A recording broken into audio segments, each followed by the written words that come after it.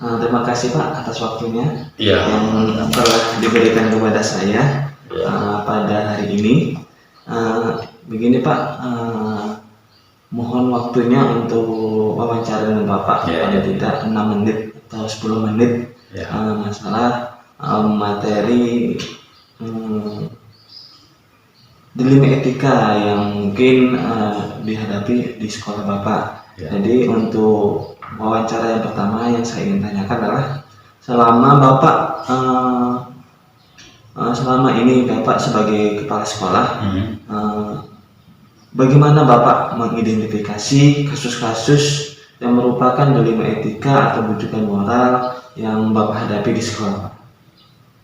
Baik Pak Sabri, untuk dilema etika ini arti kata kan pencarian solusi mengenai dilema atau dua masalah. Yang pertama mencari keadilan berdasarkan aturan yang berlaku, kemudian menyelesaikan masalah dengan belas kasih atau pakai hati nurani, ya kan, menyelesaikan masalah. Nah, dalam penyelesaian masalah ini tentu ada kebijakan-kebijakan yang kita ambil itu harus tepat, tentunya harus berdasarkan aturannya juga, kemudian hati nurani juga Pak Sabri. Selama ini bagaimana Bapak dalam mengambil keputusan di sekolah, terutama dalam kasus-kasus yang seperti disampaikan Bapak tadi, ada dua kepentingan yang diusahakan untuk semuanya itu bisa terakomodasi. Bagaimana cara Bapak untuk mengambil keputusan tersebut Bapak? Dalam pengambilan keputusan sesuai dengan dilema etika ini Pak Sabri, sebaiknya kita pelajari dulu masalahnya, kita identifikasi dulu masalahnya dari awal hingga akhir dengan melibatkan berbagai unsur yang berkepentingan dalam masalah ini, kemudian saling berkonsultasi, berkomunikasi dalam menyelesaikannya. Tentu nanti dalam komunikasi itu kita dapatkan gambaran bagaimana cara solusi yang tepat untuk menyelesaikan masalah ini. Baik Pak, tentu dalam suatu masalah tentu ada suatu langkah-langkah atau prosedur yang mungkin Bapak terapkan dalam penyelesaian tersebut. Mungkin langkah-langkah apa atau prosedur seperti apa yang Bapak lakukan untuk menyelesaikan kasus-kasus tersebut Bapak? Langkah pertama tentu kita pelajari kronologi masalah, kemudian kita identifikasi, kemudian kita tentukan siapa-siapa saja yang terlibat dalam masalah tersebut. Kemudian yang terpenting di sini adalah mengumpulkan fakta atau bukti nyata dalam masalah tersebut. Mungkin dalam penyelesaian masalah mungkin ada beberapa hal yang efektif, mungkin yang Bapak anggap sebagai efektif ya. Hal apa saja yang selama ini Bapak anggap efektif dalam mengambil keputusan tersebut Bapak? Untuk pengambilan keputusan dalam masalah dilema etika ini memang sulit Pak Sabri. Pertama tentunya kita saling keterbukaan dalam menyelesaikan masalah, baik itu dari pihak manapun, terutama pihak yang bermasalah. Kemudian mengevaluasi, mengkaji sedalam mungkin titik akar permasalahannya. Baik Pak, mungkin dalam penyelesaian kasus-kasus yang pernah Bapak hadapi di sekolah, mungkin ada beberapa tantangan-tantangan tersendiri yang Bapak hadapi.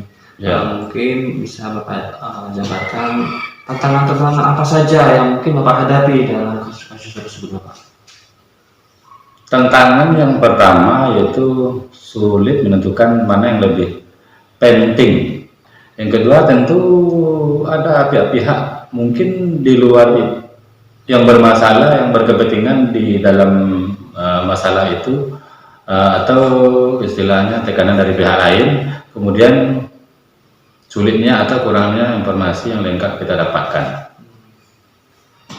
Baik Pak, selanjutnya dalam permasalahan atau kasus-kasus yang Bapak hadapi di sekolah, mungkin adakah jadwal-jadwal tertentu untuk menyelesaikan dalam penyelesaian kasus-kasus tersebut? Mungkin ada prosedur yang bagaimana untuk menyelesaikan kasus tersebut Bapak? Waktu ya, sebagus mungkin kalau suatu masalah itu bisa diselesaikan segera mungkin dengan intinya tanpa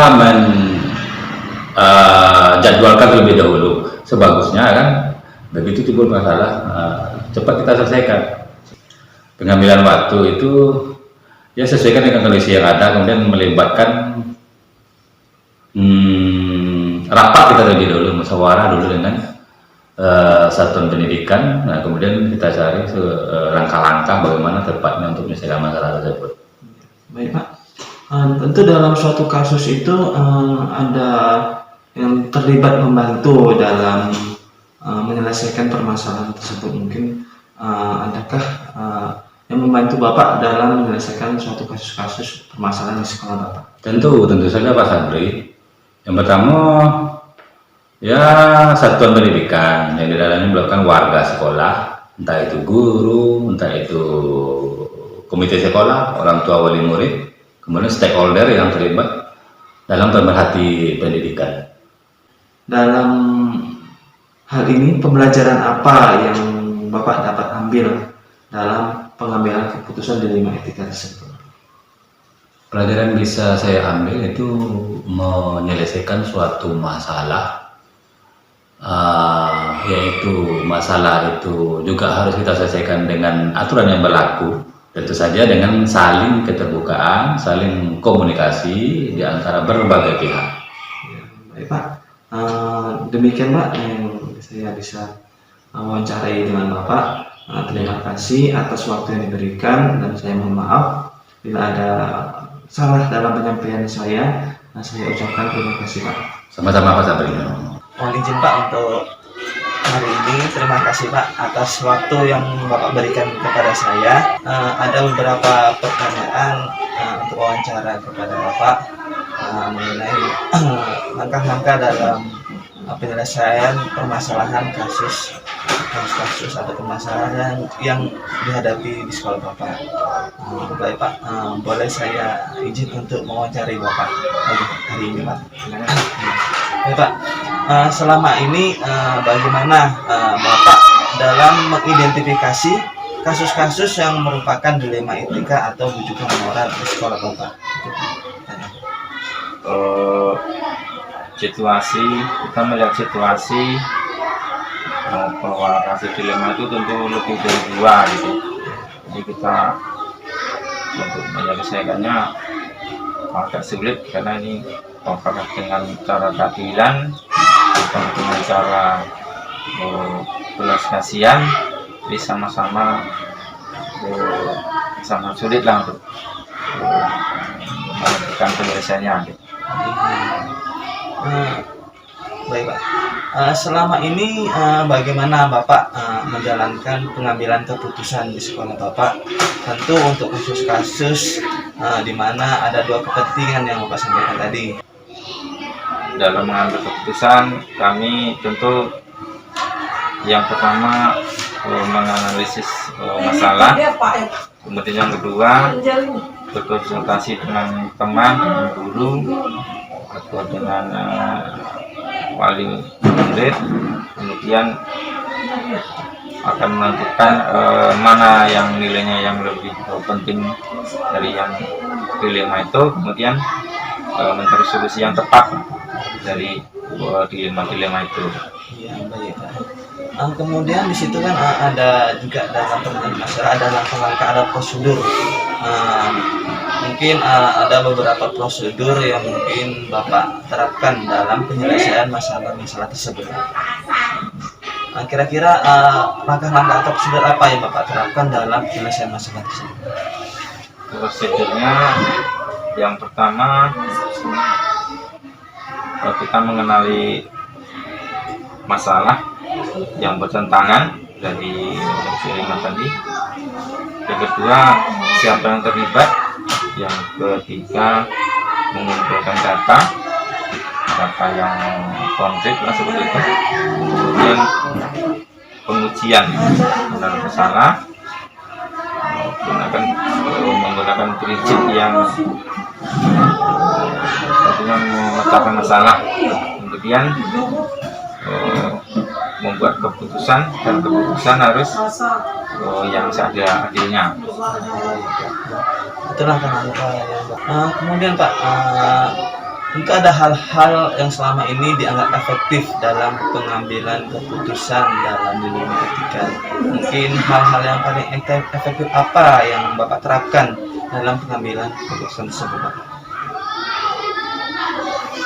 Keputusan yang efektif, yang pertama, kita selalu terbuka untuk berkomunikasi dengan pihak sekolah tentunya, untuk mendapatkan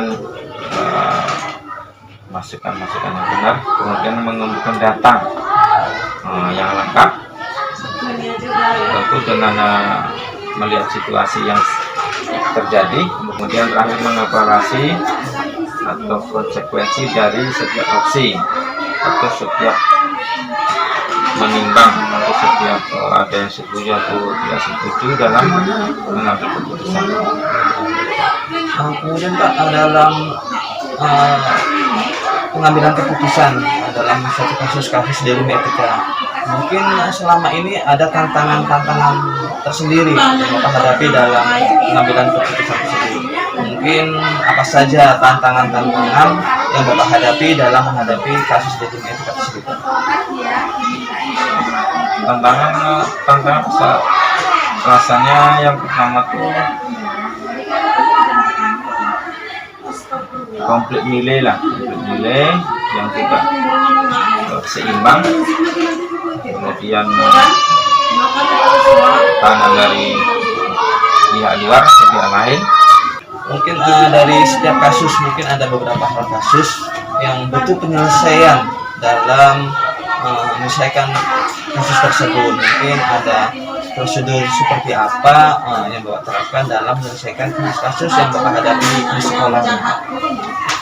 Dalam menghadapi kasus kami tidak punya jadwal ya, tapi dengan yang pertama dengan cepat menanganinya dengan waktu yang tepat, atau segeralah menanganinya kasus itu, jangan ditunda-tunda, jangan berlarut-larut.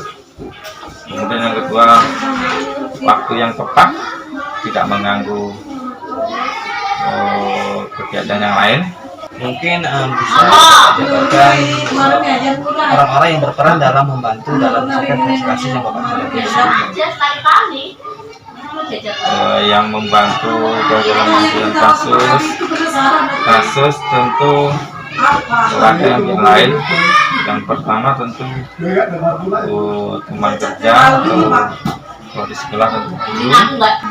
Pembelajaran apa yang Bapak dapatkan dalam pengambilan keputusan?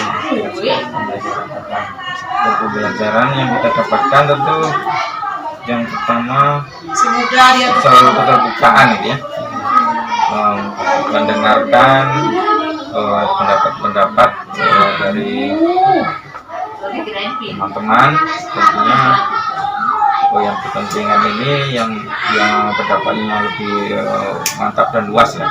Kemudian yang kedua, analisis daripada mengambil itu harus kita matangkan, karena ini menyangkut nanti keadilan dan resiko. Terima kasih Pak atas waktu yang telah diberikan. Apabila dalam penyampaian saya ada kurang berkenan dari Bapak, saya mohon maaf, dan terima kasih yang sebesar-besarnya atas waktu dan izin yang telah diberikan. Ya, terima kasih Pak.